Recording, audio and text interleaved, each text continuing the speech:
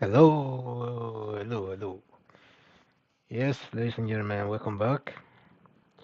And today we are going to touch on a very nice issue. So this issue concerns Nigerians or Africans in diaspora. So it's a message for all of you, the Africans in diaspora, because I've been made to understand that most of the Africans in diaspora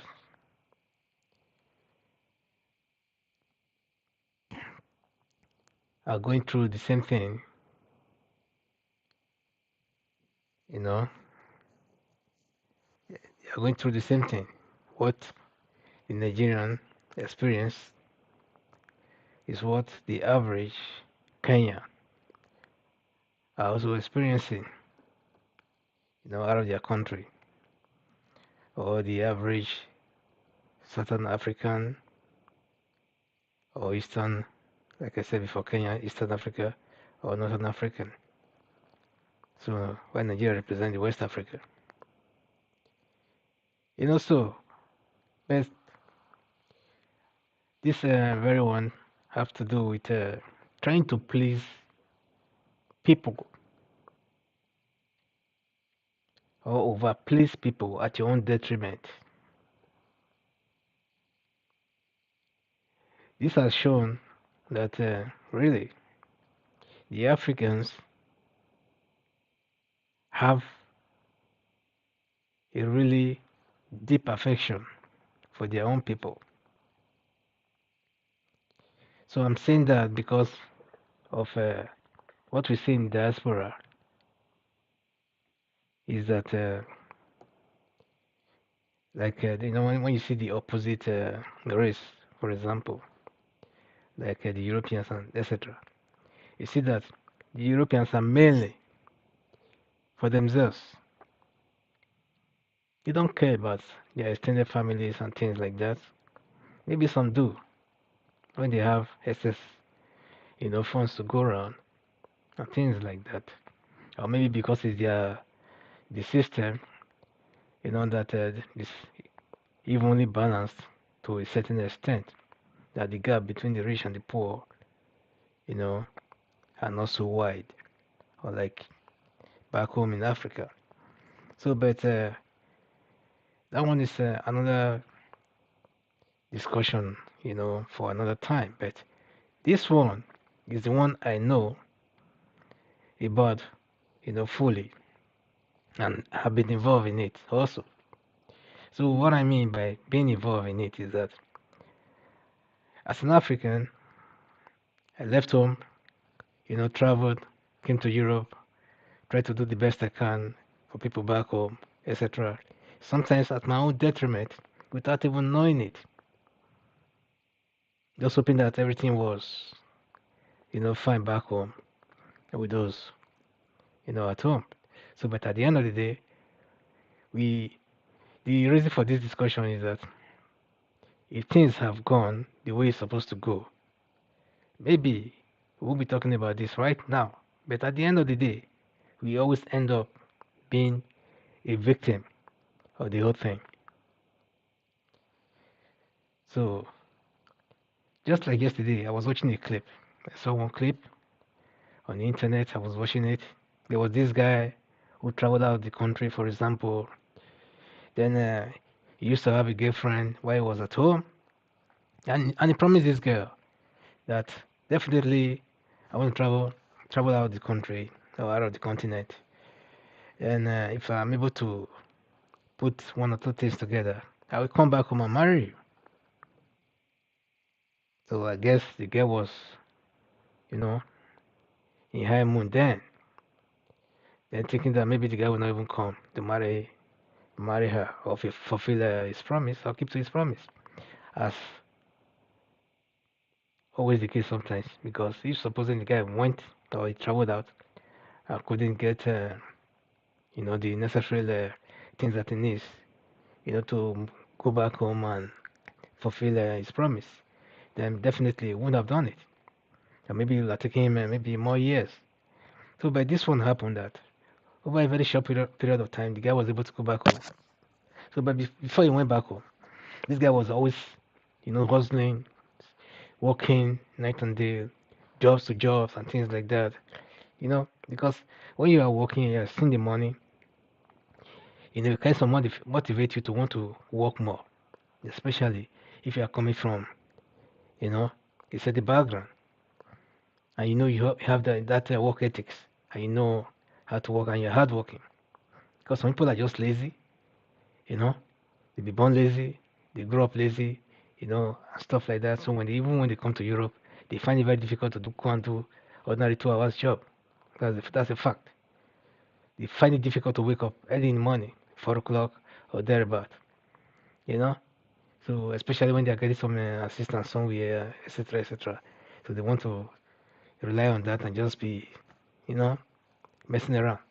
So, but for those who are actually hardworking, I know a whole lot of guys when they came, they saw that opportunity, get up in the morning, wake up, you know, around 4 o'clock in the morning to start work 5 o'clock, that same morning, work till 10 o'clock in that morning, then come back home again, let's say 10:30, 11 they are home, 12 o'clock they have to leave home again to go and start work again, 1 o'clock in the afternoon, then to close again 2 o'clock in the night, 2 o'clock in the night.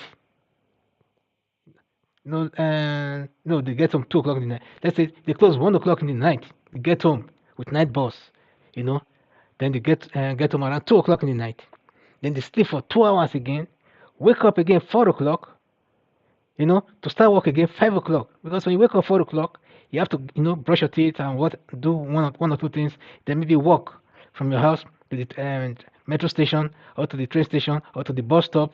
Then you catch your distance. Then you stop again at your train station. Then you walk again maybe another 10 minutes or 15 minutes. So you see, you start walk again around 5 o'clock. Then you walk again to 10 again. The same thing again, that same routine again. You walk back again. Then you come back home again. Then you try to, force some food into your mouth again. Then you jump in again and reverse. Go back again to another walk. That is how most of the diasporans hustle to make money. There's no magic money in Europe or in America or anywhere. In fact, no white man is ready to give any black man anything for free. It doesn't exist. It does not exist. You have to work for your money. I'm not talking about people who are doing some other kinds of runs or etc. I'm talking about serious minded people. I'm not talking about even those who are even going to school, because some still study even within this same space of squeeze time, and so it depends. If you can do one job, you do it. If you can do two jobs, you do it. If you still have to study, you study at the same time. So just imagine that. And those who drive also, they have to drive maybe 1 hour or 30 minutes, from home, to their place of work, etc. So they have to at least put that one into consideration when planning their own time. You have to plan your own distance in order for you to be able to blend it. So a lot of people don't really have that strength to do that. But a lot of people also who are doing these things, they are doing it not for themselves alone. They are doing it for themselves and for their families back home. Because most of these people that naturally does these things, either they are not married or they are single or they are just doing it for their loved ones and their siblings, etc., to try to uplift the family from where they left. So, like I was saying, this guy, like I said, traveled out, came back. To cut long story short, he came back after sending all the money to this guy. This guy was deported. He came back home. He was looking for this girl. He couldn't find this girl. He tried to call and call her, call her, call her, and this girl was not picking. Then he started to wonder, what the hell is going on? Then he started to make some little research here and there. He tried to touch, you know, those places that he used to know that the girl used to hang out, or they used to hang out together, or where she used to have some friends and things like that.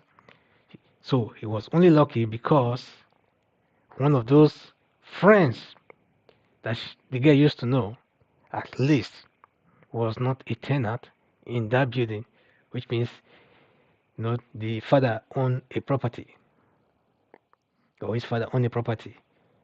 So you can't just take that property and just disappear. Unlike the girl that he was dating or that he knew then, who was living on rental with her parents, so they can equally move at any point in time as soon as they have the financial backings to do that.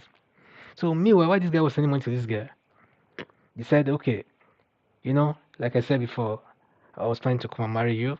So for that, they were planning either to buy or to build a house where they can both live and have their families set up, as soon as he returns. So he was sending money to this girl for all these projects. And this guy was sending him photos and all kinds of pictures, etc. And you know, how the work was progressing and stuff like that. So at the point, the house was completed according to the girl. So whether she bought the house, I don't know. So, but the guy was so pleased. So I guess the guy was still doing his own thing. So, but something happened. This guy was deported back to Nigeria, and he started to call this girl. This girl she was not picking her call. She was not picking her phone, therefore ignoring his call or his calls. So after getting in touch with someone that knows her, or her childhood friend or a former school friend, like I said before, that his father, her father owns a property. Then that guy told this guy the whole truth that this girl that you are searching for is a married woman now. She has not been married for like 1 year or so. So what the hell are you talking about? They say yes, that's a fact. She's married. Really? Yes, really. Do you know where they live? You see, yes, of course, I know. So after seeing the condition of the guy that the guy was in, so this guy was left with no option than to tell that guy the whole truth and try to help the guy out. So that was how it took this guy to go and locate this girl. So after seeing this girl was so shameless. He started to, insult this guy and say all kinds of things and things. Man, I've never seen anything like that before. In fact, I think Africans should learn from this. I don't think this is happening only in Nigeria. I think it's happening all over. Because how can you be so foolish somehow? On the part of the boy, I would say it was foolishness. I wouldn't call it love. Because if you call that love, from what I've seen now, no. I wouldn't say love doesn't exist. Love do exist. I wouldn't say that all girls behave, like this other girl. No. But at least for his own security, he ought to have at least taken some other measures. Either by sending this girl money and, you know, first of all by having the days of ownership of that property, etc., through a lawyer that he knows, or have a direct contact with somebody else from within his family or any other third party and things like that. Or at least he ought to have at least paid the dowry of this girl first to make this girl his wife and let the family knows her, and he too will be known by her family before you know investing into this girl up to this extent, because this guy was like putting all his life savings on this girl's hand. How can you trust a girlfriend to that extent when she's not yet married to you? When she's yet to be married to you. So and now this guy was just talking all sorts of trash against this guy, like He don't want this guy. This guy can't do anything. This guy have no proof that he sends money to her and stuff like that. Of course, there are proofs because this guy must have used some links to send this money to her, either through Western Union or some other means. In fact, this guy will even have a friend at least who can even stand and say and even testify against her and say yes, he was telling me all this while he was sending her money and stuff like that. So, I mean, there are people who can stand, you know, at the court and even testify against her. And apart from that, also, if she's asked to prove, where she got the money from that she used in buying that house, I don't think she'll be able to do that. So, but the worst of all was that this girl was now living with another boy in that same house that he built for that guy. And the guy that was deported, when he came in there, both of them joined together and started to fight the same guy, the poor boy, frustrated boy. So just imagine if this boy take this thing or take the laws into his own hand and try to do something drastic. What would the world say? So it's very painful to have seen that. So the title of today is Don't Try to Please Everyone at All Costs. In the end, you'll be unpleased. That is, in the end, you'll be sorry. So this could suggest that attempting to make everyone happy or satisfied can ultimately lead to dissatisfaction for oneself. It implies that trying to please everyone can result in compromising one's own values, beliefs, or needs, and this may ultimately result in great regret and unhappiness.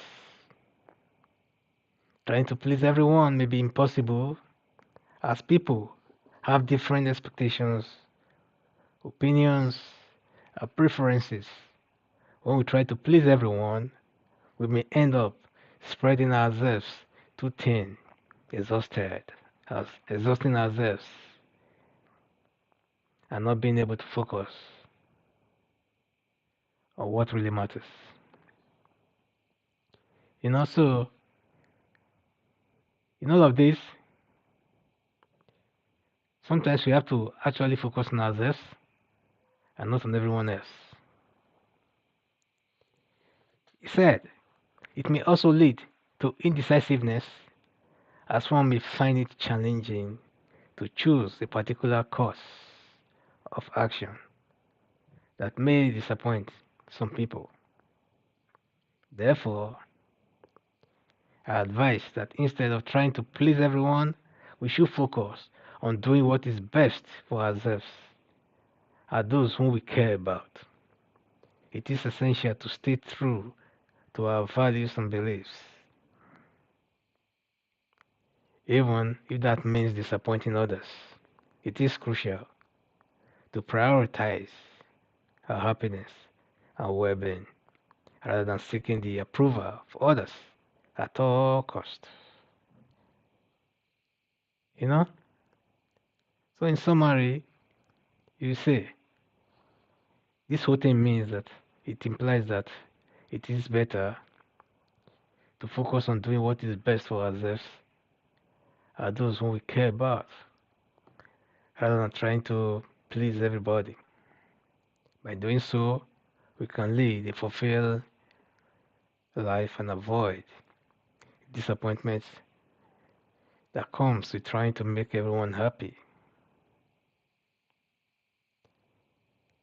So that is my advice to all Africans in diaspora especially. So the idea is that you can't please everybody because it's very self-defeating and it can lead to loss of one's own self or loss of authenticity or loss of direction. This can be particularly true in today's world where there's often pressure to conform to the opinions and expectations of others. whether in personal relationship or professional settings. It's all bullshit. Bullshit.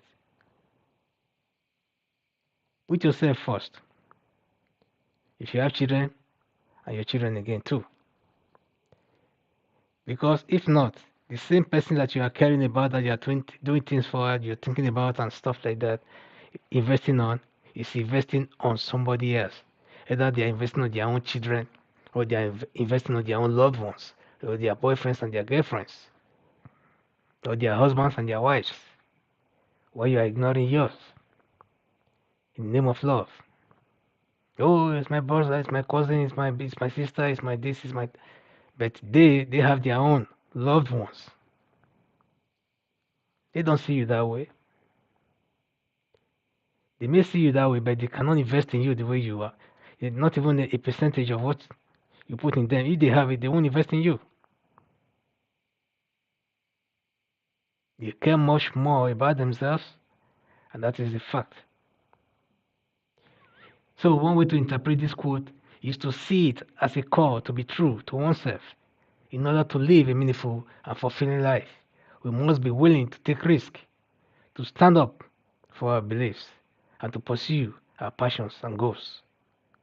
Even if this means going against the expectations of others. In doing so, we can develop a sense of integrity and self respect, which can lead to greater happiness and satisfaction.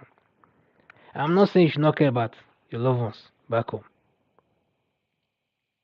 Like I said before, we are two emotional human beings, the Africans, especially the ones that I know so far in diaspora. Everything is about Africa, Africa, Africa, Africa. Somebody's earning 1,000 euros, you know, or let's say you save 1,000 euros, 800 euros is going to Africa to take care of some family needs. And he just have maybe 200 euros with him. Maybe he has to keep 500 euros for him without actually knowing if that money was kept or not. He continued to do that 10 years. Then one day you go home, and then next thing you hear that it's not the way that things were supposed to be, that it went. Everybody have a story to tell on this. Everybody. I've never seen one person put 50 diasporans together, ask them to tell you all their stories and everything ever since they came to Europe. They will tell it to you the way you will know. The way you can relate, because you see that they are all similar. The whole stories are similar. They send money to their loved ones. Some even send money to their mothers. Their mother went ahead even to the extent of even having the boyfriend, and that boyfriend started to invest that money for themselves. Then therefore scamming the mother out of the whole equation. Then why the mother scam the daughter or the brother or the son out of the equation? So at the end of the day, the family suffers. So you can see that this quote goes a long way. He said it also acknowledges the importance of relationship and the need to consider the needs and feelings of others. It is not suggesting that we should ignore the opinions and expectations of others altogether, but rather that we should strive to find a balance between our own needs and those of others.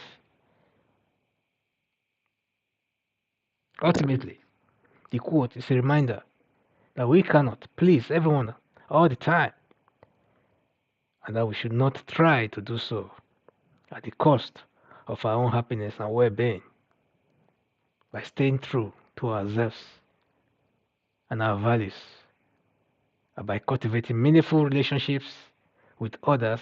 We can lead a more fulfilling and satisfying life. So that's what it's about. That's what it's about. It's about not caring for others. It's about caring more for yourself. At the same time, while you're caring for others, make sure that your own priorities is on top of the list. Because if you don't, no one else will. So, ladies and gentlemen, think about it, work on it, and be your brother's keeper, your sister's keeper, but first, be your own keeper. Thank you very much for watching, and bless your day, and please subscribe to our channel. Give us a thumbs up, and please help us to share these videos. Let it go viral, and drop your comments. I'll be willing and happy to respond, to every questions you ask. Thank you very much, and God bless you. See you soon.